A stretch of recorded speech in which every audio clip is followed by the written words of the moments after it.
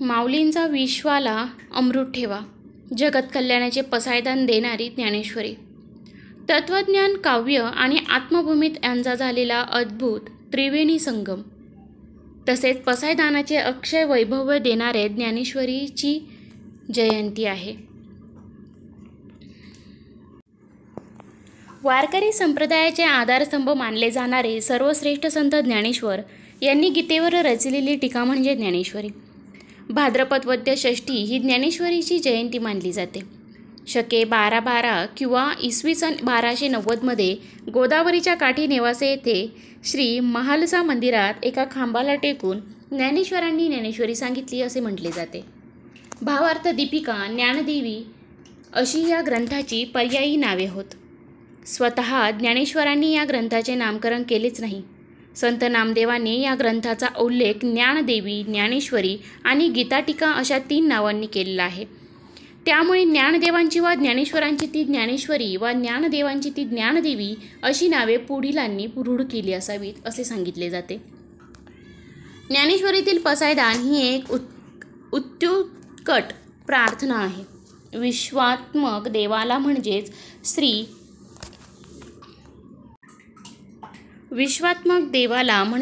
श्री विश्वेश्वराला ज्ञानेश्वरांनी पसायदान देण्याची विनवणी केली आहे. पसायदान म्हणजे कृपाप्रसादाचे दान. हे दान ज्याच्याकडून अपेक्षित आहे तो विश्वात्मक देव व श्री विश्वेश्वरावर म्हणजे ज्ञानेश्वरांचे गुरु प्रत्यक्ष निवृत्तीनाथ होत.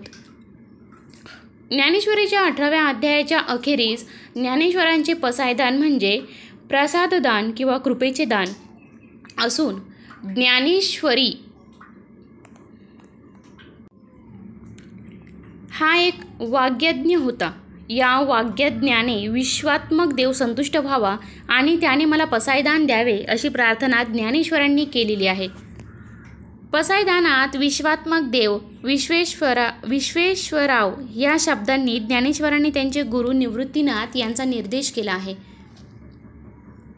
असे दिसते. या पसायदानात ज्ञानेश्वरांनी व्यक्तिशः स्वतःसाठी म्हणून काहीच मागितलेले नाही. विश्वकल्याणासाठी केलेली ही प्रार्थना विश्वेश्वराने मान्य केल्याचे म्हटल्यामुळे ज्ञानदेव सुखिया झाला असे त्यांनी म्हटले आहे. ज्ञानेश्वरांचे हे पसायदान म्हणजे मराठी भाषेचा आणि संस्कृतीचा अमूल्य ठेवा आहे असे म्हटले जाते. तत्त्वज्ञान, काव्य आणि आत्मानुभूती याचा झालेला अद्वितीय त्रिवेणी संगम. ज्ञानेश्वरी ही गीतेवरील मराठीतील पहिली ओवीबद्ध टीका आहे. ज्ञानेश्वरीची एकनाथ पूर्वकालीन विश्वसनीय प्रत अद्याप मिळालेली नाही. तिच्या जुन्यात जुनी प्रत मिळवण्याचे अनेक प्रयत्न झाले. निवृत्तीनाथांच्या कृपादृष्टीखाली श्रोत्यांसमोर ज्ञानेश्वरांनी केलेले हे काव्यमय प्रवचन केले. ज्ञानेश्वरांच्या ठायी तत्त्वज्ञान, काव्य आणि आत्मानुभूती यांचा झालेला अद्भुत त्रिवेणी संगम हेच त्यांच्या गीतेवरील भाष्याचे महान वैशिष्ट्य होय असे मत अभ्यासकांनी मांडले आहे. ज्ञानेश्वरी हा एक श्रोतू संवाद आहे. ज्ञानेश्वरीचा 18 अध्यायांपैकी 9 अध्यायात ज्ञानेश्वरांनी श्रोत्यांशी प्रकट संवाद साधलेला आहे. ज्ञानेश्वरी वाचताना ज्ञानेश्वर आपल्या अगदी निकट येऊन आपल्याशी बोलत आहेत असे आपल्याला वाटते. पण असे असूनही ज्ञानेश्वरी कधी बहिर्मुख होत नाही. तिची अंतर्मुखता ती सोडत नाही. गीतेवरील सर्वश्रेष्ठ टीका ज्ञानेश्वरी. ज्ञानेश्वरी ही गीतेवरील सर्वश्रेष्ठ टीका होय. ज्ञानेश्वरी तत्त्वज्ञान व साक्षात्कार यांचे अतिशय सुंदर व प्रभावी वर्णन केले आहे. ज्ञानेश्वरांचे सृष्टी निरीक्षण किती सखोल व सूक्ष्म होते हेही त्यातून दिसून येते असे मत अभ्यासक व्यक्त करतात. ज्ञानेश्वरांनी श्रोत्यांसमोर ज्ञानेश्वरी सांगितली तसेच श्रोत्यांशी वेळोवेळी संवादही साधला. त्यांच्या या श्रोतृसंवादाची काही वैशिष्ट्ये स्पष्टपणे दिसून येतात. श्रोतृसंवाद हा खऱ्या अर्थाने श्रोतृसंवाद आहे. यातील संवाद सविस्तर आणि मनापासूनचे आहेत. यातून ज्ञानेश्वरांच्या अलौकिक आंतरिक व्यक्तिमत्वाचा आविष्कार झालेला दिसून येतो. ज्ञानेश्वरांच्या श्रोतृसंवादात अंतर्मुखता असल्यामुळे त्यांचा श्रोता हा ज्ञानेश्वरीच्या आशयाचाच एक भाग होता असे अभ्यासक सांगतात. ज्ञानेश्वरीचे मुख्य अधिष्ठान भक्ती हेच आहे. ज्ञानेश्वरी हा ग्रंथ महाराष्ट्र सारस्वताचे अक्षय वैभव आहे.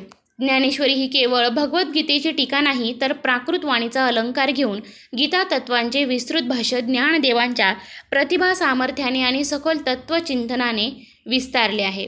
ज्ञानेश्वरांनी नाथ संप्रदाय आणि भागवत संप्रदाय या 2 संप्रदायांचे संस्कार होते. या दोन्ही संप्रदायातील विचारसरणीचे ऐक्य ज्ञानेश्वरांनी घडवून आणले आणि ज्ञानभक्तीचे एक नवे तत्त्वज्ञान जगाला दिले. ज्ञानेश्वरीच्या 6व्या अध्यायात ज्ञानेश्वरांनी कुंडलिनीच्या संदर्भात जे विवेचन केले आहे ते सर्व नाथपंथातील विचारसरणीचे आहे. 9व्या अध्यायात आलेल्या हठयोगाच्या विषयाकडे ज्ञानेश्वर नाथपंथीयांच्या दृष्टीनेच पाहतात. नाथपंथाच्या अशा काही खुणा ज्ञानेश्वरीत अनेक ठिकाणी दिसतात. भक्तीचे तत्त्व वारंवार मांडलेले दिसते. ज्ञानेश्वरीचे मुख्य अधिष्ठान भक्ती हेच आहे असे प्रकर्षाने दिसते, असेही अभ्यासकांचे मत आहे.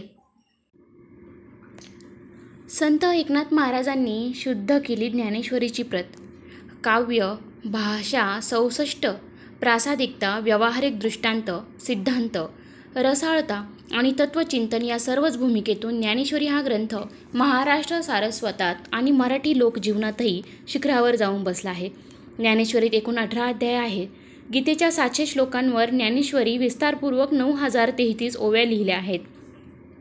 संत एकनाथ महाराज हे ज्ञानेश्वरीचे आद्य संपादक असून आज आपण जी ज्ञानेश्वरी वाचतो ती एकनाथांनी शुद्ध केलेली प्रत आहे. एकनाथांनी ज्ञानेश्वरीच्या तत्कालीन शेकडो प्रती जमा करून शुद्ध प्रती तयार केल्याने सांगितले जाते.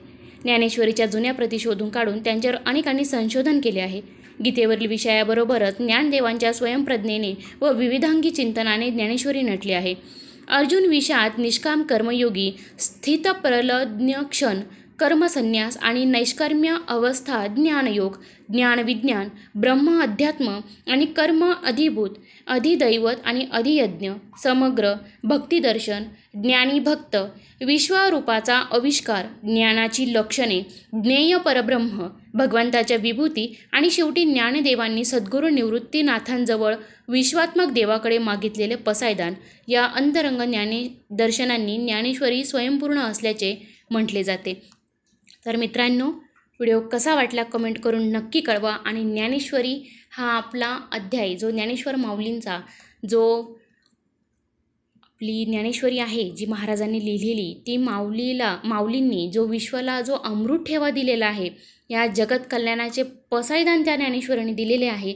आज आपण तो व्हिडिओ बघितला, तिची माहिती बघितली. कशी वाटली कमेंट करून नक्की कळवा. व्हिडिओला लाईक करा, शेअर करा आणि चॅनलवरती नवीन असाल तर चॅनलला सबस्क्राईब करायला विसरू नका. धन्यवाद.